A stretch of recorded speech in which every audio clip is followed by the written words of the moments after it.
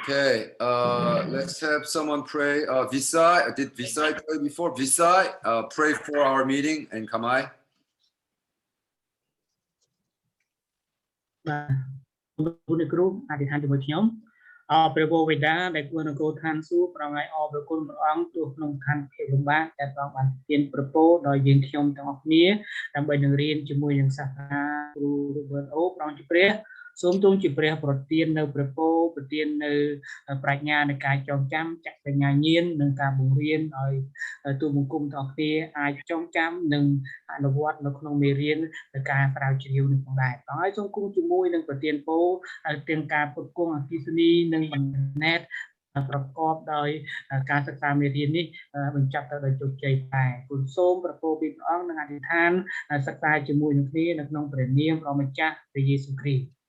Amen. Amen.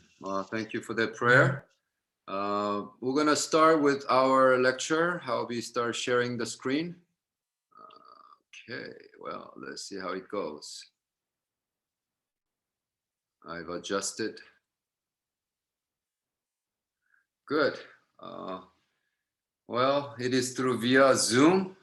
Well, as always, let's start with Haksu.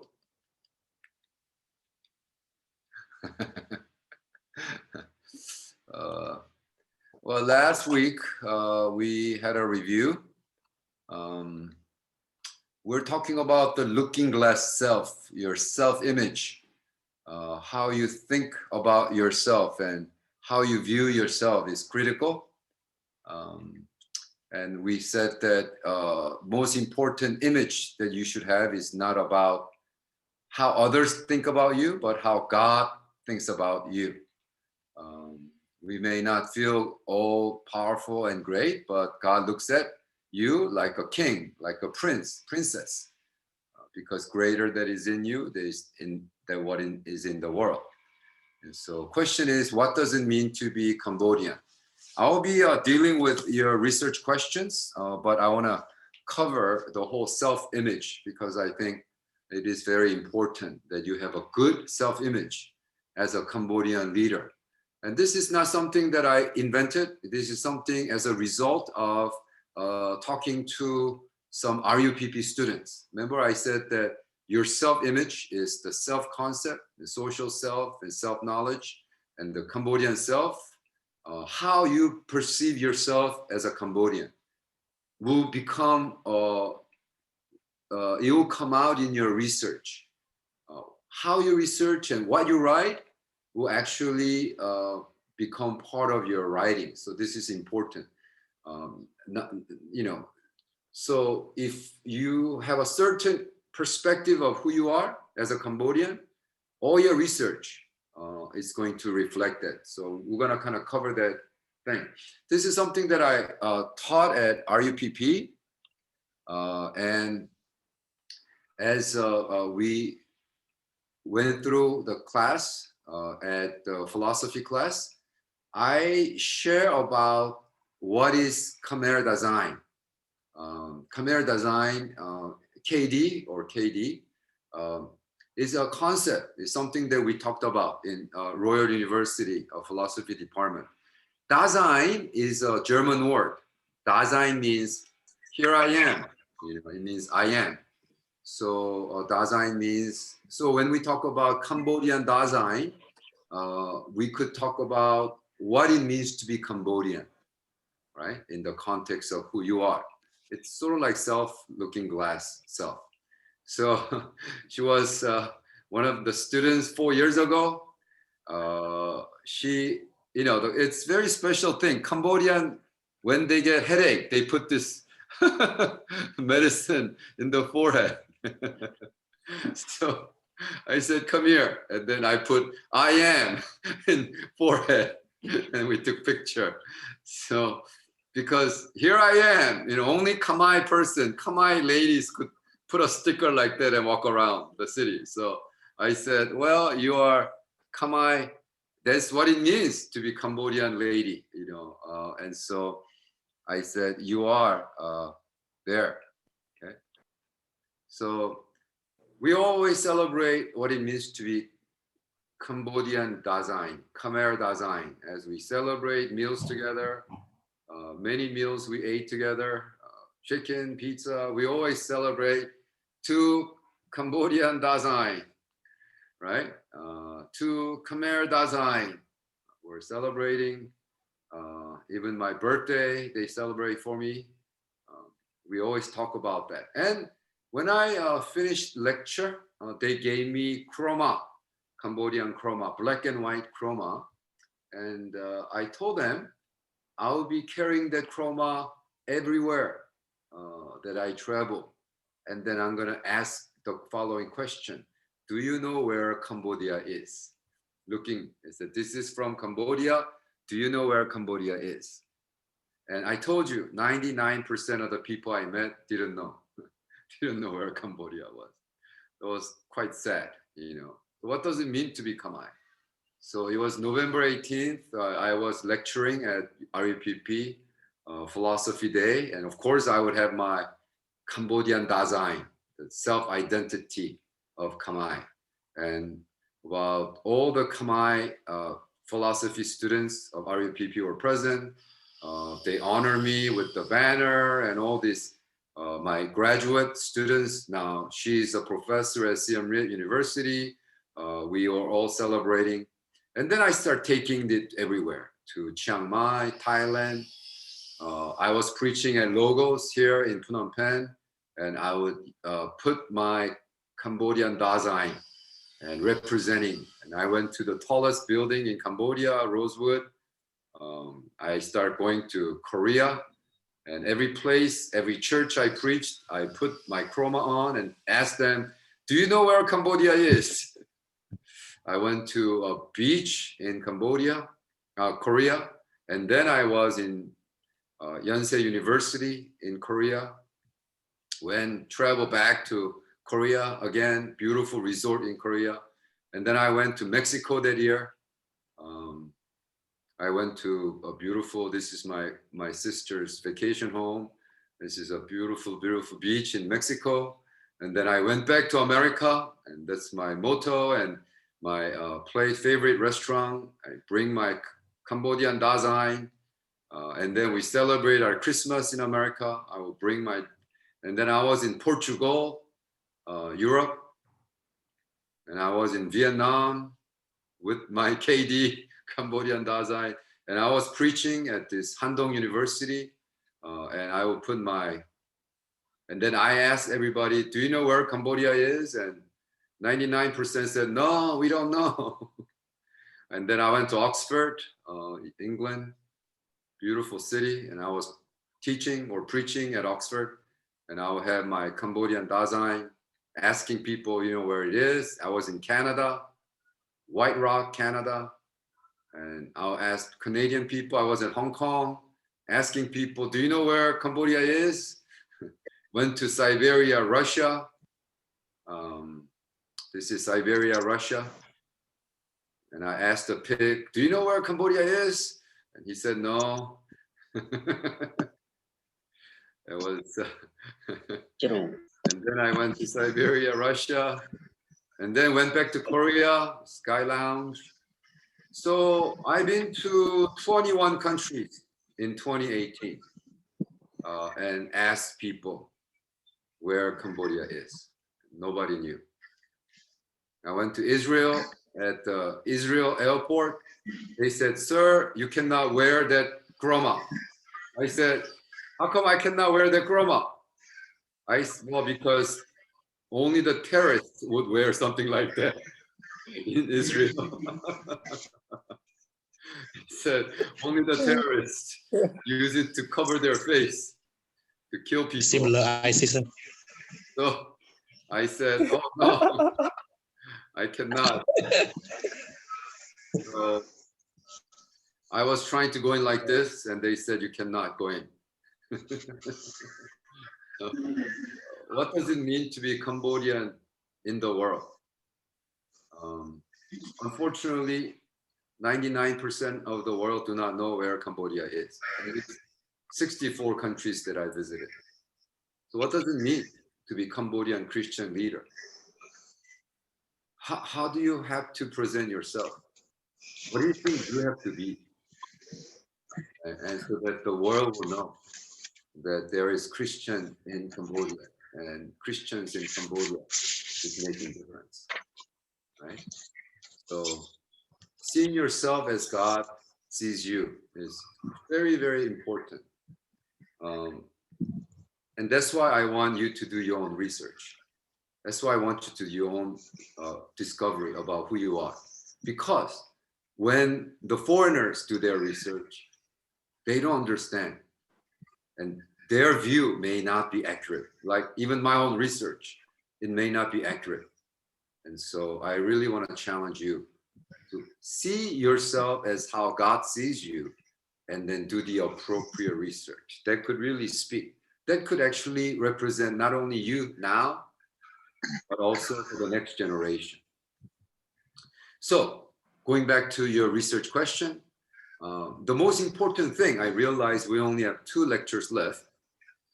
And some of you, especially the first year student, you don't have to write this in next 2-3 years. So I know you're not going to work on it, but at least the time that I'm going to spend with you next 2 lectures, some of you, you must mute the speaker, mute the microphone. Can you mute the microphone? Yeah, mute the microphone. Thank you. Okay, so yeah, I'm getting the feedback. So unless you're talking, mute the microphone. Thank you.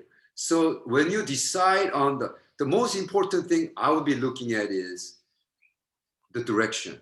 Remember, whole thing, the whole direction that I'm looking at is this. So I'm gonna tackle the research question of Noktola first.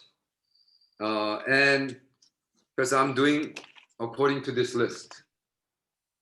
Okay. So hopefully that I will go through all the roll calls and hopefully that I could be helpful. Now, I said this already for some of you who came late. Don't let it be Professor O responding to one student. I don't want it that. I want it to be 8 people, all of you, responding, talking, helping each other for your paper. You know, as the Cambodian proverb says, the harbor remains, the yacht, the boat leaves the harbor, but harbor remains. We're foreigners. We have to leave Cambodia someday, but the harbor will remain. And it's important that you help each other and encourage one another to do the right research so that you could really make it a very legitimate, helpful research. So Noptola, you ask research topic, comparative study between Jesus and Siddhartha, Gautama, the Buddha in terms of humanity in Khmer context. Your main question was, how should God became a man argue with and become a God in God becoming God, man becoming God in the idea of Khmer people? Okay. My question to all of you, and you need to respond. Is it inductive, data-driven quality research, or is it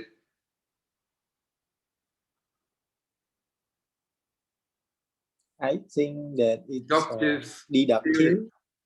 Huh? Deductive. Deductive. Right. DT. DT. Good. Who said that? I couldn't really see. Who just spoke now? Was it Noptola who said that? Not Kakada. Oh, Kakada. Okay, Kakada, you're right, because the comparative study between Jesus Christ and that in the outline, he already indicate there is hypothesis. Hypothesis means what? That you have a theory that you're working with. So Noktola, tell us, what is your hypothesis?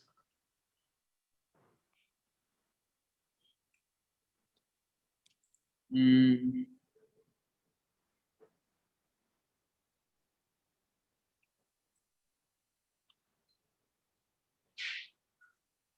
this is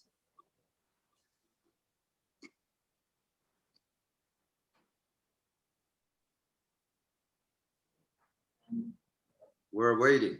in the Khmer people ideas, they think Jesus just as a man, and the Buddha also as a man, but became a god. So I want to compare with the humanity of the Jesus and humanity of Buddha is different, not the same. And because in my ideas, they said a man can become God, but in the Bible, the truth and man is a sinner, cannot become become a piety being or divine being, just a sinful man. And Jesus, he became a man, but he came from the original.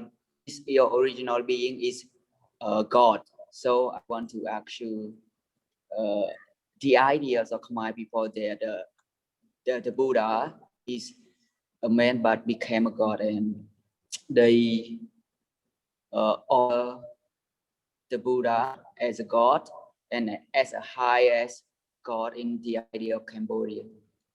Does Buddhism teach that Buddha became God, in your opinion?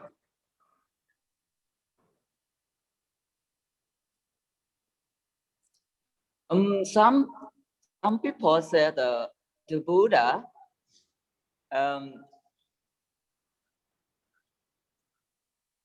also my opinion and also my experience,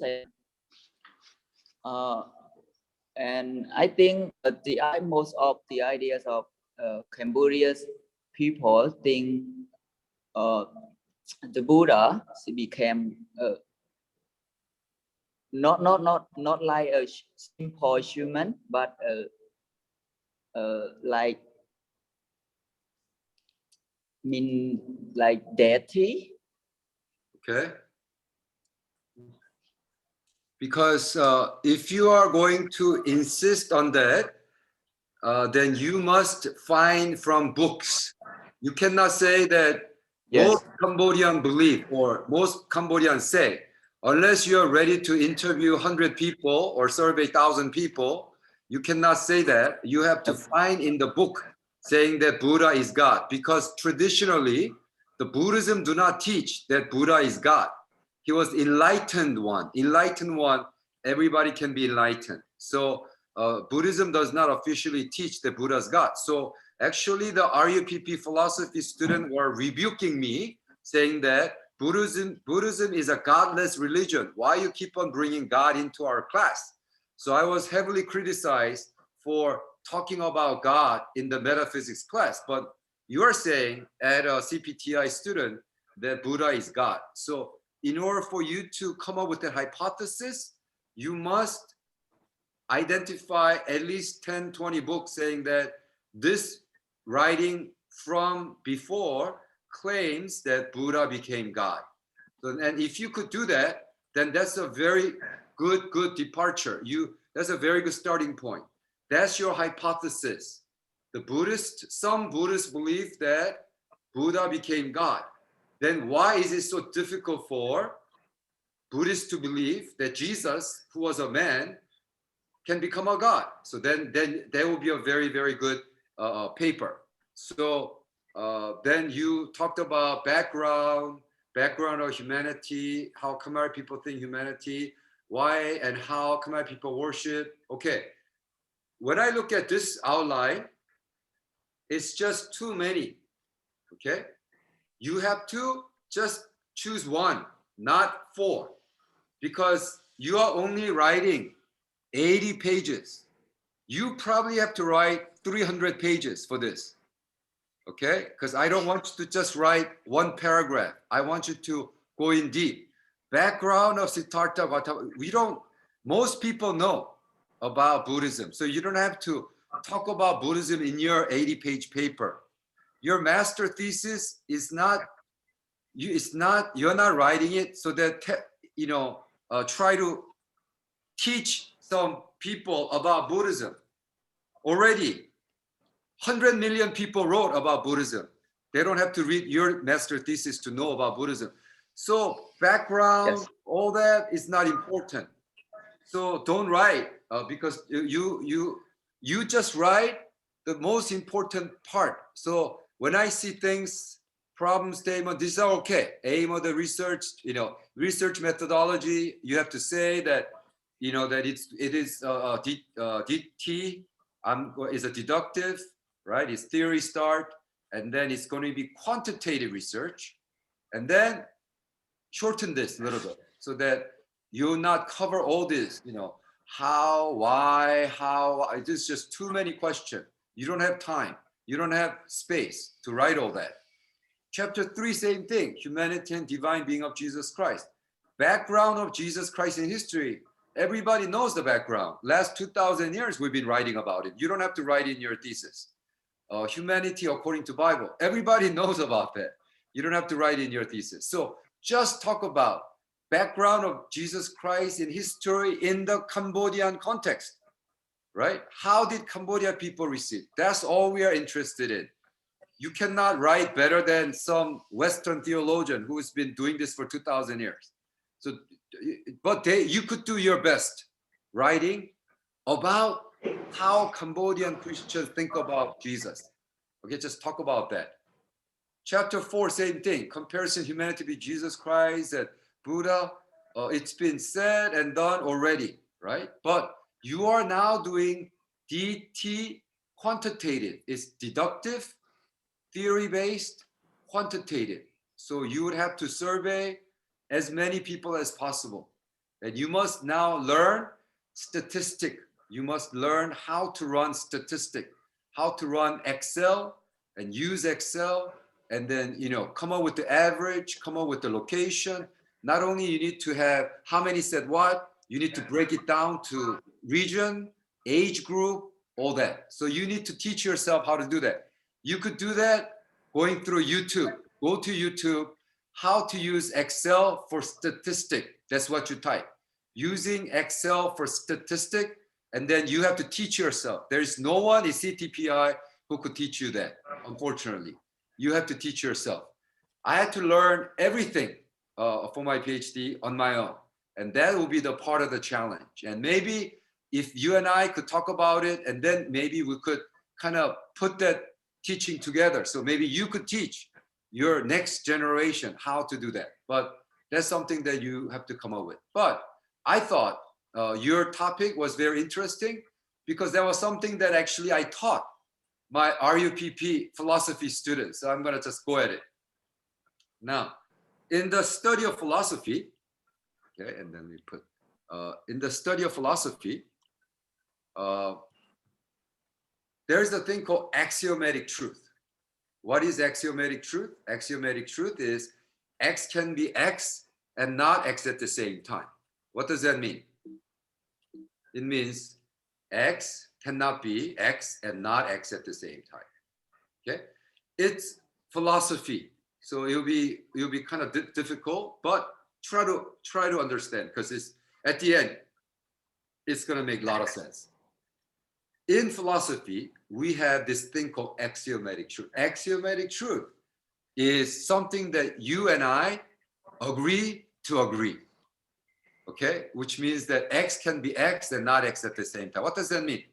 God cannot be God and man at the same time.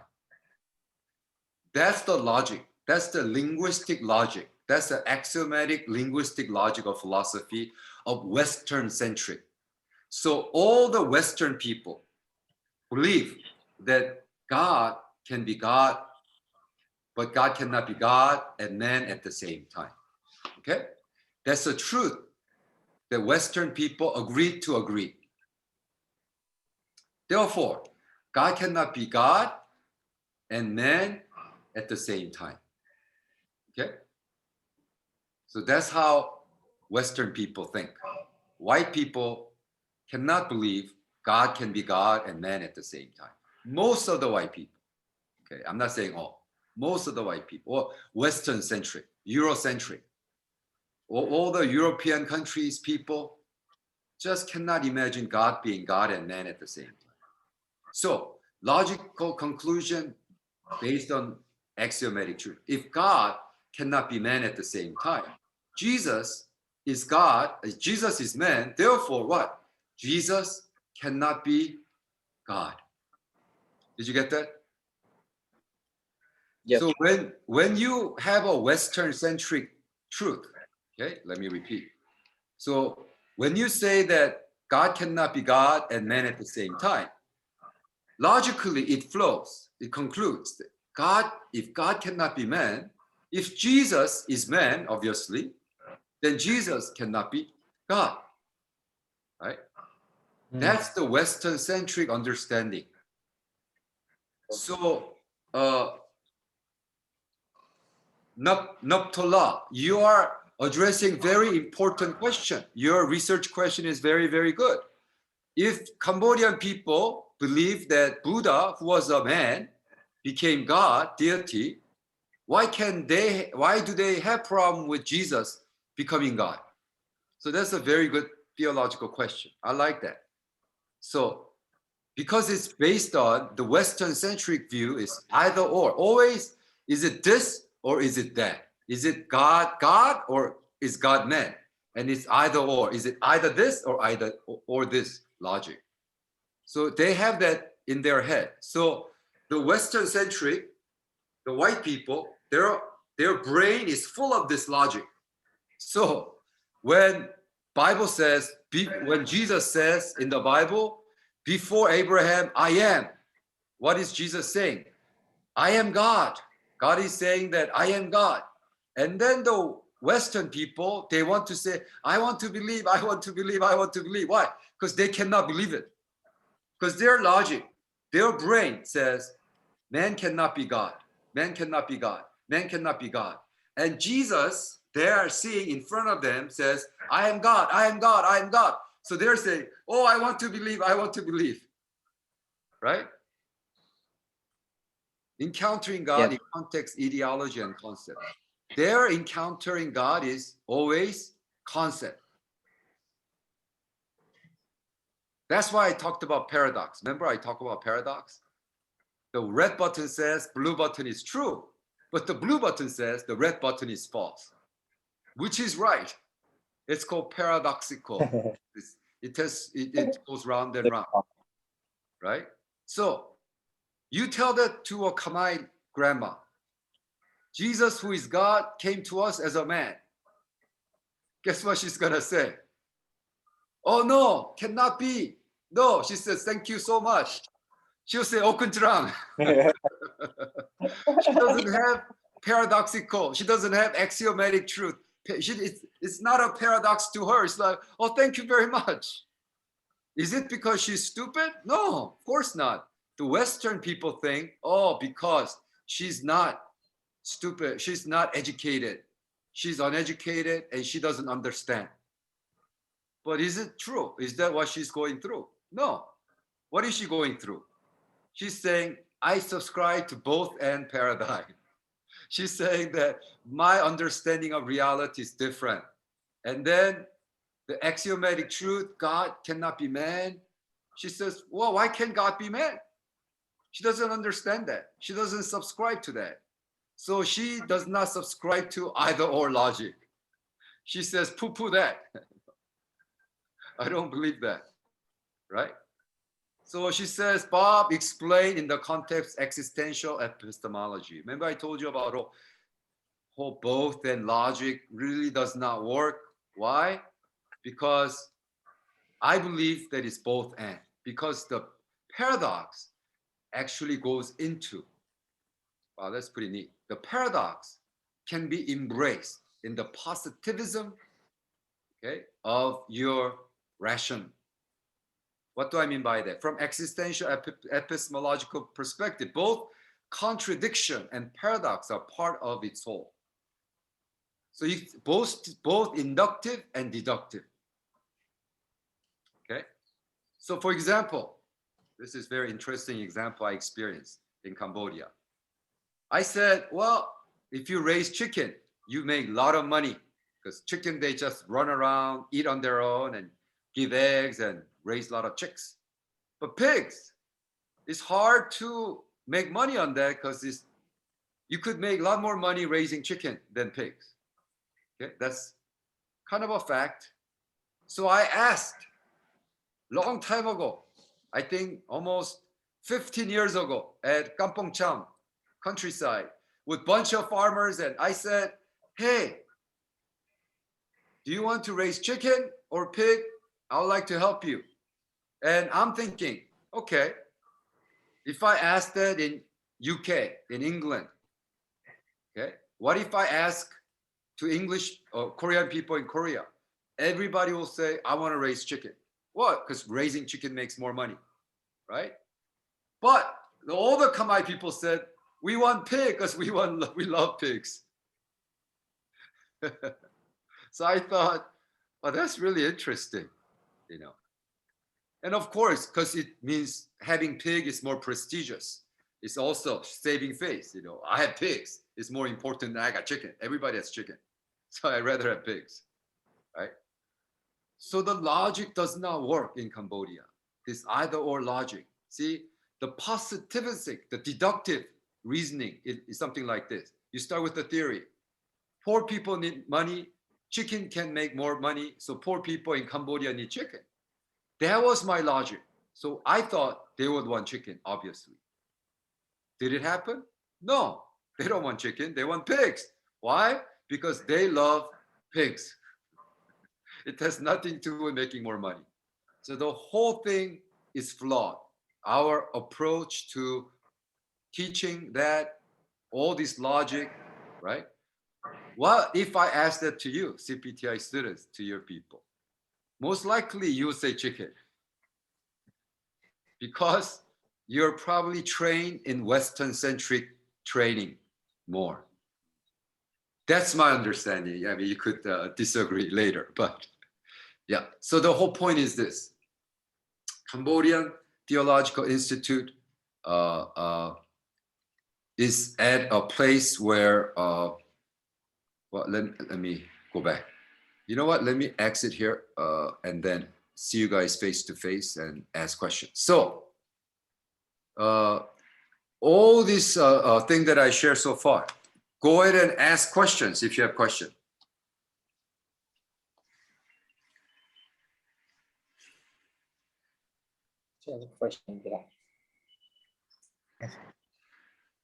For those people who join later, we are recording this session for the future purpose. Okay, let's see. Sam's in. Okay, good. Sam, you're in. Sang is in. Noptola is in. And Darot, is Darot in? Yes, Darot is in. Everybody's here. Good. Yeah, but Unfortunately, volunteer. Coming. Was I here? who has a question? Go Internet ahead. slow.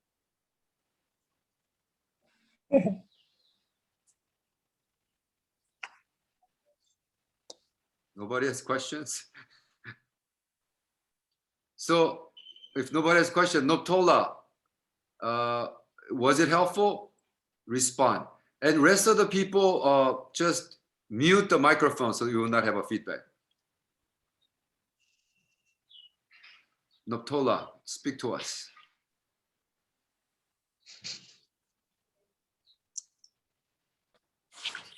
Yes. Was it helpful?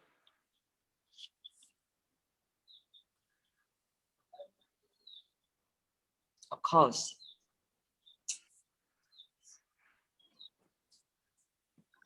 Of course. So when do you have to write this paper by? How far are you in the program?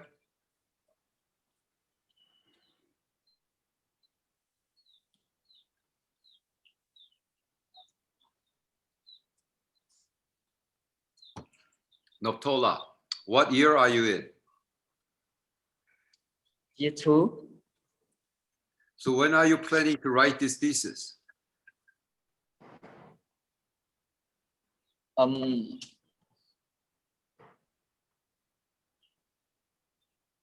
Maybe after learning from you, I will discuss with another professors about writing my thesis.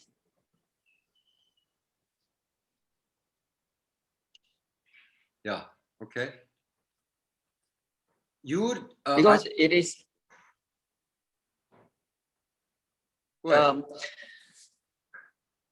my topic. It is hard for me. I don't know how will I start. How will I start to write this thesis and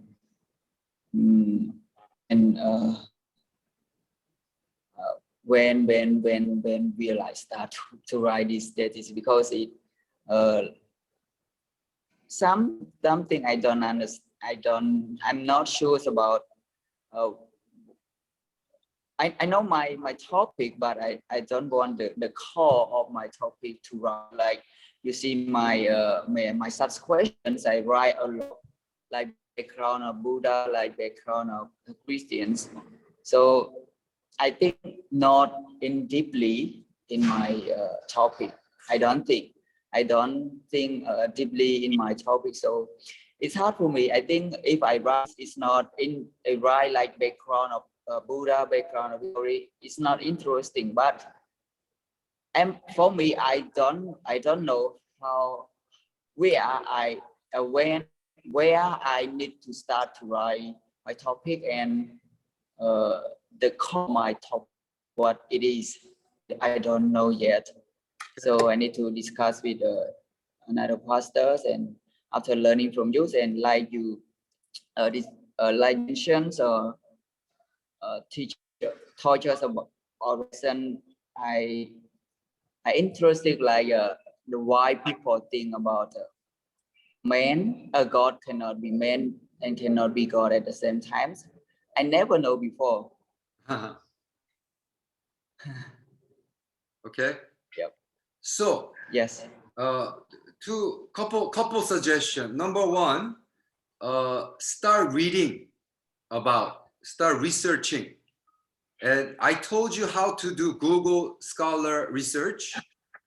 Go to Google research. Let me demonstrate that. Since let me demonstrate. Where are you? Okay.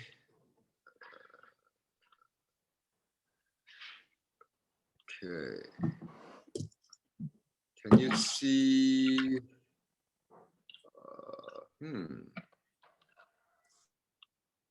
iTunes desktop. I don't know why I cannot share. Desktop. Desktop. Let me see if I could share. Okay. Do you see? Okay. Do you see this? Do you see my computer? No? Yes or no? I cannot hear you. Yes, I can see it.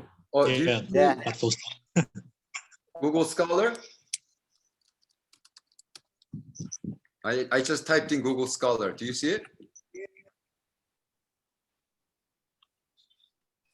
Okay. So when you go to Google Scholar, then you said, is Buddha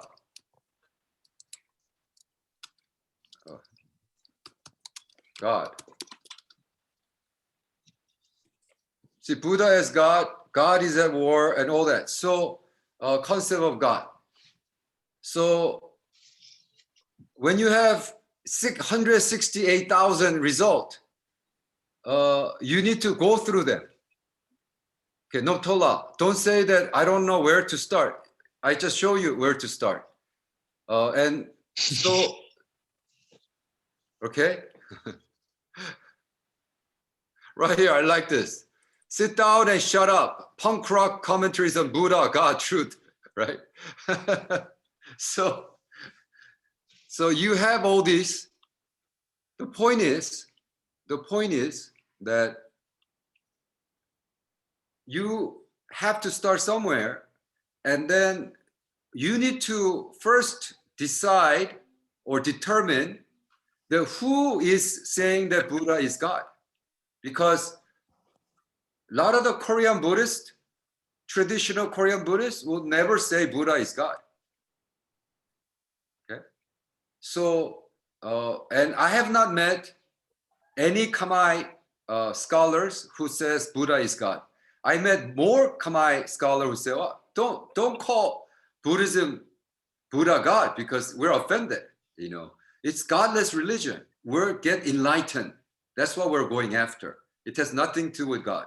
So it's godless religion. So when you claim that a lot of Kamais that you know are claiming Buddha as God, that you need to prove that to me that is true, whether through survey or through writing. But I'm afraid, I don't think you could find too much writing from Cambodians' perspective, because number one, Cambodians don't write books. So I don't think you could find Cambodian Buddhists claiming that Buddha is God. If you want to argue for that, then you must go to at least 20 Buddhist temple or go to Buddhist university and then talk to people and say, give me a text, Cambodian textual proof that you believe that Buddha is God. Then I don't think you could find any, but if you do, they'll be fantastic. Then I'm very, very interested. So because you want to do deductive theory-based study, you must start with the theory. And that theory should not be some tuk-tuk driver who told you 2 years ago. It should be from either books or from authority of the Buddhist temples. So that's where you begin. So when you begin, that's fantastic. I really, really interested in your research. So you should be very exciting research. Good. Any other comment from other people?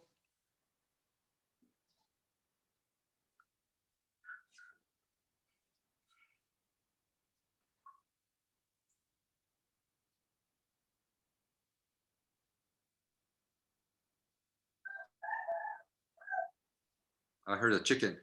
Chicken's responding. I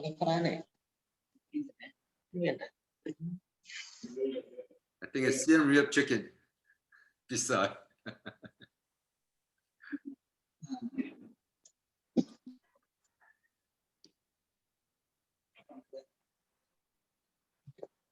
I know. Sorry. I guess for some of you, the internet's going in and out.